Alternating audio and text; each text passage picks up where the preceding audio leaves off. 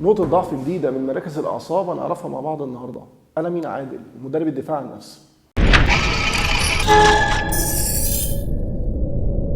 شايفين الصباع ده يا شباب؟ الصباع الأوسط بعمله بالوضع ده، وبعد كده باجي عند الحاجز الأنفي، العظمة المناخير الجانبية من هنا، باجي هنا أهو كده أهو، واضغط جامد لغاية ما ينزل معايا.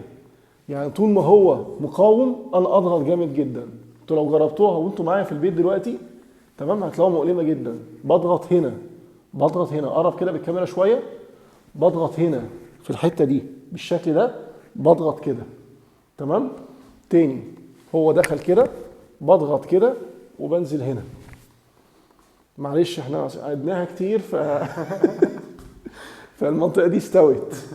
مجرد ما انا بضغط هنا كده بمنتهى البساطة ببقى انا سيطرت عليه. ودي ضيفوها على نقط الضعف اللي خدناها قبل كده في فيديوهات كتير، من نقط الضعف المؤثرة جدا، نقط الضعف اللي تأثر على اي جسم. كنا خدنا نقط ضعف كتير جدا، كنا خدنا هنا وكنا خدنا هنا وكنا خدنا هنا وكنا خدنا هنا وكنا خدنا هنا.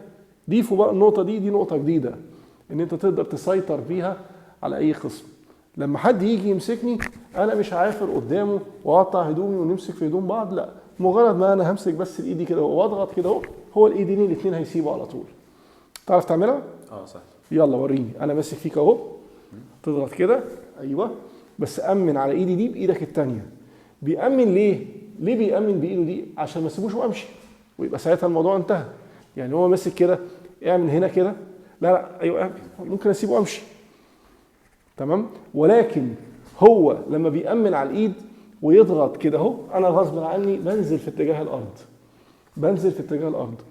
لو عملتها مره واتنين في الاول ما جاتش معاك، مع التكرار هتلاقيها سهله. يعني مجرد ما انت حفظت جسمك الحركه، مجرد ما انت حفظت عقلك الباطن، بقى رد فعل تلقائي. هي قصه تكرار مش اكتر.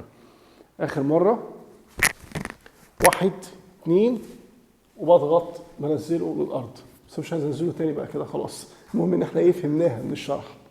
اتمنى اكون قدرت افيدك ولو بحاجه بسيطه، واتشرف بمتابعتك على الفيسبوك واليوتيوب.